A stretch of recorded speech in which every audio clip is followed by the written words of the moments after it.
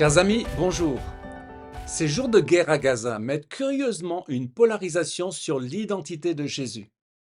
Nous voyons dans le monde des musulmans manifester contre un prétendu génocide des Palestiniens en évoquant la crèche de Bethléem.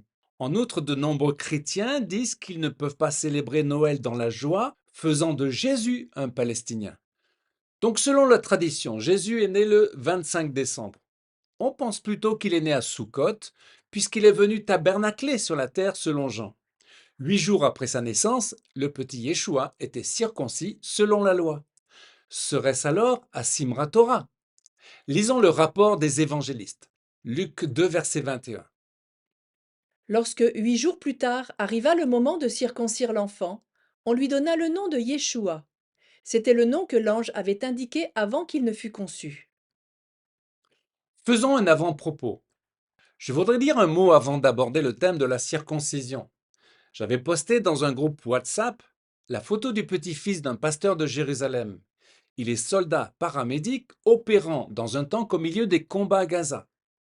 Et pour la photo, il posait souriant avec sur son casque un bonnet de Noël. Certains l'ont mal pris, disant ce n'est pas un message de Noël. J'ai répondu ceci. Je suis désolé de troubler la quiétude de Noël, mais n'oublions pas qu'à la naissance de Jésus, Hérode fit tuer un bon nombre de bébés jusqu'à 2 ans à Bethléem, et qu'aujourd'hui, des bébés juifs ont été tués, décapités et brûlés dans des fours dans les kibbutzim israéliens. En ce temps de Noël 2023, des juifs et des chrétiens se battent pour éradiquer un groupe terroriste barbare. Le monde entier devrait dire merci à Israël. Hélas, ce n'est pas le cas. Israël est conspué par la plupart des nations et l'on se sert même de Jésus pour culpabiliser Israël à partir de stéréotypes antisémites, faisant du peuple juif un peuple déicide. Il est terrible de voir que, de nos jours encore, dans le monde chrétien, on se donne également le droit de critiquer Israël sous le prétexte que l'Église aurait remplacé Israël.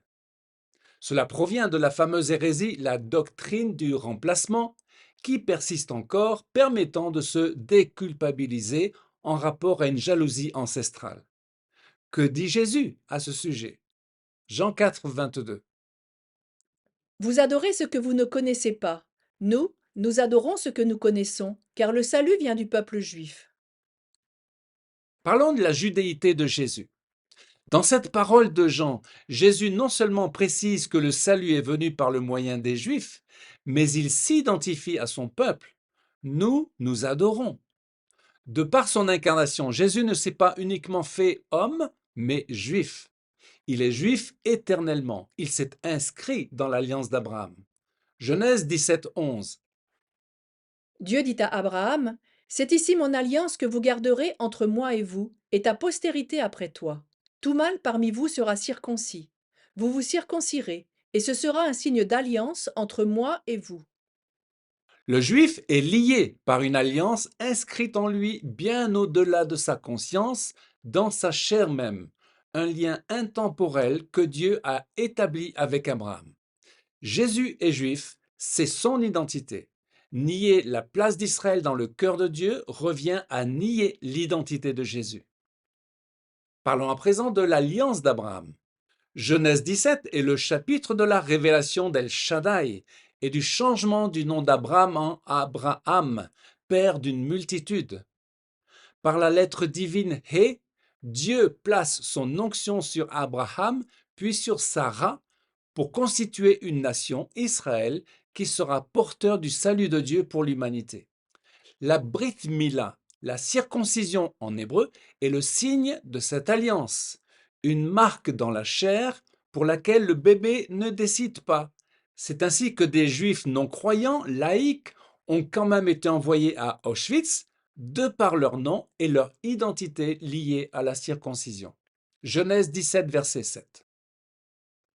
Je maintiendrai éternellement mon alliance avec toi, puis avec ta descendance après toi, de génération en génération. En vertu de cette alliance, je serai ton Dieu et celui de ta descendance après toi. Je te donnerai, ainsi qu'à ta descendance, ce pays de Canaan où tu vis maintenant en étranger et en nomade. Il sera votre propriété pour l'éternité, et je serai le Dieu de ta descendance. Comprenons-nous les termes de cette alliance? Si Jésus a été inscrit par ses parents dans l'alliance abrahamique, et si nous sommes disciples de Christ, nous participons à cette alliance. Et même si nous ne sommes plus sous la loi, notamment concernant la circoncision, nous acceptons les termes de l'alliance et acceptons l'idée d'une terre pour Israël. En portant l'identité de Christ, nous nous identifions au peuple juif et à son héritage de la terre. C'est pourquoi des centaines de jeunes messianiques et chrétiens se sont engagés dans Tsahal pour défendre l'État hébreu et sont prêts à mourir pour Israël, comme Ruth. Lisons justement Ruth 1, verset 16. Ruth répondit, ne me presse pas de te laisser, de retourner loin de toi. Où tu iras, j'irai, où tu demeureras, je demeurerai. Ton peuple sera mon peuple et ton Dieu sera mon Dieu. Où tu mourras, je mourrai, et j'y serai enterré. La circoncision du cœur. Le chrétien n'a pas obligation d'être circoncis. Acte 15 nous en dispense. Le sang a déjà coulé à la croix. Jésus, à qui nous nous identifions, est mort pour nous et son sang versé pour tout homme est suffisant. Comme Moïse et les prophètes le disent déjà, nous devons circoncire nos cœurs. Circoncisez-vous pour l'Éternel, circoncisez vos cœurs. Cela consiste en un dépouillement de soi, de sa vieille nature, de notre assurance et de nos certitudes. Et c'est la résurrection de Christ qui fait de nous une nouvelle création, nous confère une nouvelle nature. Colossiens 2, 11. Et c'est en lui que vous avez été circoncis d'une circoncision que la main n'a pas faite, mais de la circoncision de Christ, qui consiste dans le dépouillement du corps de la chair. Ayant été ensevelis avec lui par le baptême, vous êtes aussi ressuscités en lui et avec lui, par la foi en la puissance de Dieu qui l'a ressuscité des morts. Jésus est roi des Juifs. Pilate a déclaré que Jésus était roi des Juifs et Jésus ne l'a pas démenti. Quel en est le sens? Écoutons ce que dit Jean-Marc Tebout à ce sujet. Certes, comme l'ont souligné les pères de l'Église, Jésus est bien le sauveur des non-juifs, mais il ne l'est que parce qu'il est d'abord le roi des Juifs, et lorsque les nations n'ont voulu voir en Jésus que le sauveur des païens, et non plus le roi des Juifs, elles se sont coupées de cet olivier qu'est l'olivier d'Israël.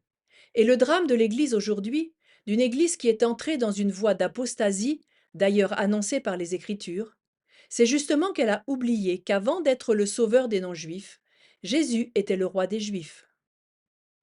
Ézéchiel 43 nous dit que le Seigneur de gloire va entrer dans un temple reconstruit à Jérusalem pour y établir son trône. Israël est toujours sur le cœur de Dieu et Jésus est le roi des Juifs avant d'être le roi des rois, celui des nations. Et l'inscription sur la croix avait un sens prophétique. Lisons Jean 19, 19. Pilate fit placer un écriteau que l'on fixa au-dessus de la croix. Il portait cette inscription: Jésus de Nazareth, le roi des Juifs.